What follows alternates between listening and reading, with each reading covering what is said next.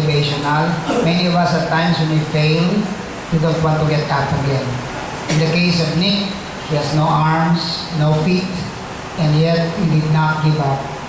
And now he is very victorious. He had spoken to more than 1 million people. He has been in so many seminars, and his weakness has become his strength, an avenue for him to touch others' lives. Kung ganyan ang perspective natin, kahit gaano kahirap yung buhay, kahit gaano karami tayong mag-fail, if you have the spirit to continue, we will always grow, we will always survive, and eventually become victorious. Dalawang bagay lang magiging tayo sa buhay natin. We could either stay as a victim of our circumstance or as a victor of our circumstances.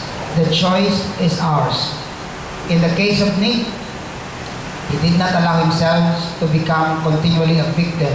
He soared over and above his circumstance, no arms, no legs, and he's now a victor.